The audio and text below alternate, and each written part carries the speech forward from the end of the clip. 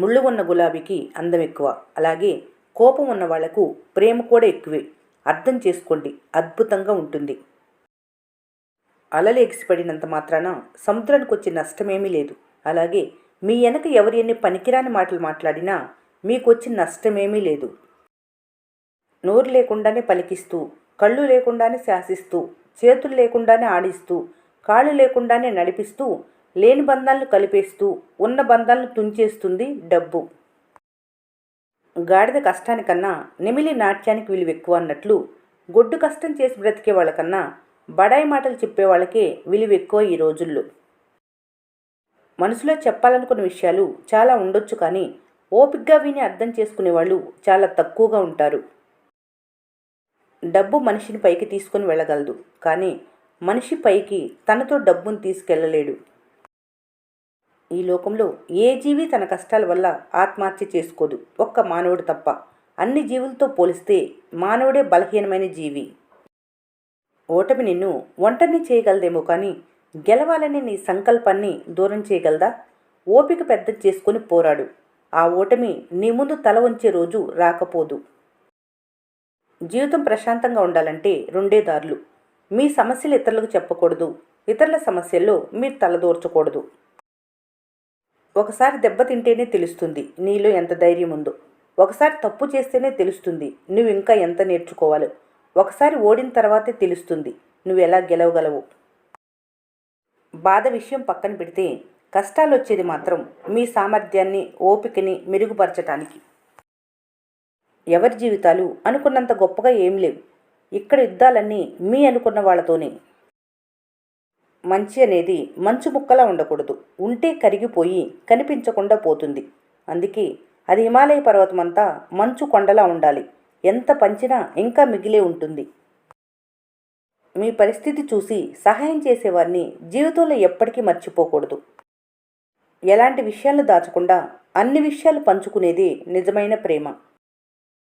ఓడిపోతానన్న ఆలోచనలే నీ విజయానికి పెద్ద శత్రువులు.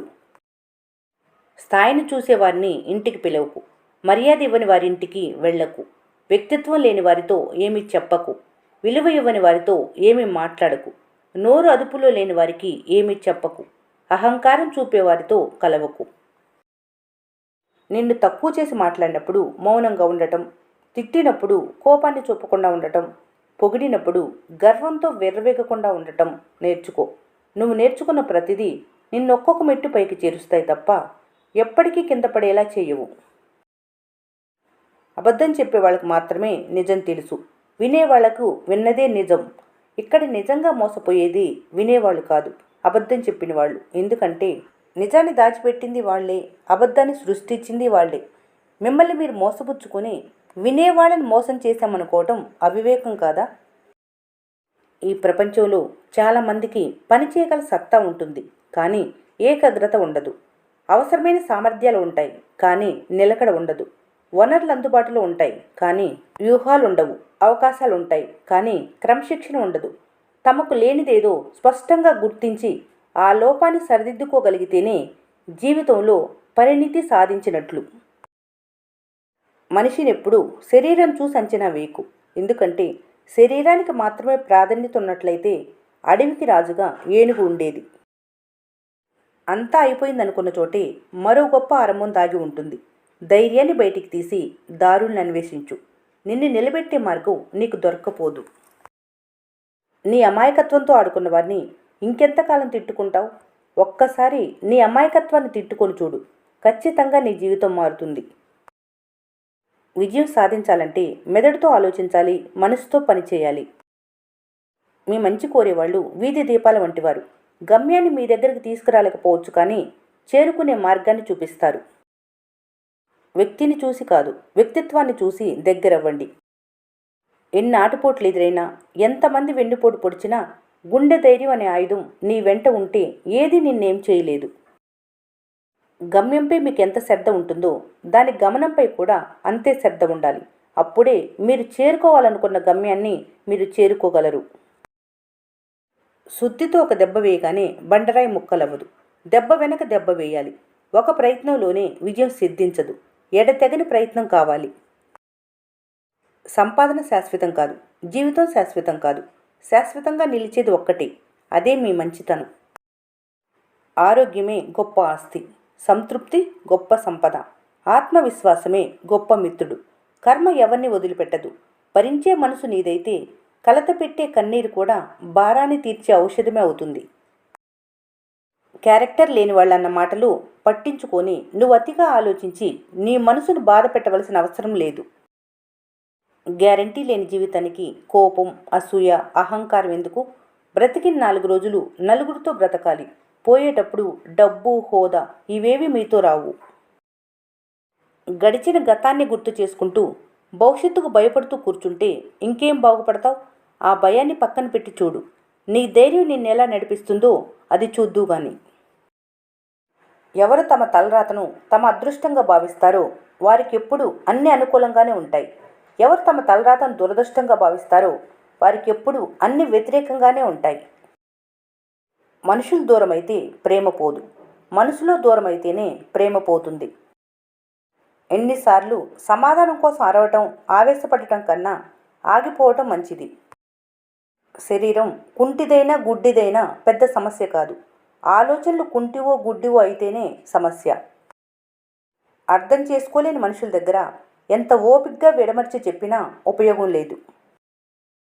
అపనమ్మకం ఏర్పడిన చోట అనుమానం రాజ్యమేలుతుంది. బాధ్యతలు మోసేవారి బ్రతికెప్పుడు భారంగా ఉంటుంది. ప్రతి క్షణం ఆలోచనలతో, అనునిత్యం సమస్యలతో యుద్ధం చేస్తుంటారు. మీరు ఎక్స్పెక్ట్ చేసినట్లు అన్నీ జరగవు. కొన్నిసార్లు మీరు ఎక్స్పెక్ట్ చేసి అడ్జస్ట్ అవ్వాలి. డబ్బు సంపాదిస్తేనే మర్యాద, అది ఇంట్లో అయినా ఎక్కడైనా. జీవితంలో సుఖంగా నిద్రపోవాలన్నా రాసిపెట్టుండాలి. 100 సార్లు మంచి పని చేసినా ఒక్క చెడ్డ పనితో తుడిచిపెట్టుకుపోతుంది. అందరూ నీ వాళ్లే ఉంటారు. నిన్ను మోసం చేసేది కూడా నీ వాళ్లే. పువ్వు నవ్వుతూ చెప్పిద్ది, జీవించేది ఒక్కరోజైనా సంతోషంగా ఉండమని, ఈ జీవితం శాశ్వతం కాదు అని. చెట్టు చల్లగా చెప్పిద్ది, నువ్వు ఎండలో ఉన్నా 10 మందికి నీడను కల్పించమని. కొవ్వొత్తి వెలుగుతూ చెప్పిద్ది, జీవితం చివరి వరకు పరులకు సహాయపడటమే జీవితానికి అర్థమని. సూర్యుడు ఉదయిస్తూ చెప్తాడు, ప్రాణకోటికి వెలుగుదారి ఇవ్వటమే తన కర్తవ్యమని. చందమామ చల్లగా చెప్తాడు, పరుల జీవితంలో వెన్నెలు నింపటంలోనే పరమానందమని. మేఘాలు వర్షిస్తూ చెప్తాయి, ప్రాణకోటికి జీవనాధారం అందించటంలోనే అసలైన ఆనందమని. గాలి వీస్తూ చెప్తుంది, ప్రాణదారం పంచటంలోనే పరమార్థమని. భూదేవి భూభారాన్ని మోస్తూ చెబుతుంది, సహనంతో ఉండటమే మనిషికి జీవిత సార్థకత అని. మనిషి ప్రకృతి విరుద్ధ పనులు చేస్తే అంతా వినాశనమే అని ప్రకృతి చెప్పకనే చేస్తూ చూపిస్తుంది. గెలిచినప్పుడు భుజాలపై ఎత్తుకొని అందరికీ గర్వంగా చూపించే వ్యక్తి, ఓడిపోయినప్పుడు భుజం తట్టి ధైర్యం చెప్పి తోడుగా నిలిచే వ్యక్తి నాన్న. చాలామందికి ఉన్న అభిప్రాయం ఏమిటంటే, తల్లిదండ్రులకి ఏమీ తెలియదు, మాకే అంతా తెలుసుననే భావన. నిజంగానే వాళ్ళకి ఏమీ తెలియదు, మీ మనసు గురించి తప్ప. ఈ వీడియో మీకు నచ్చినట్లయితే మన స్నేహ ఛానల్ని లైక్ చేయండి, సబ్స్క్రైబ్ చేసుకోవడం మర్చిపోకండి. Thanks for watching.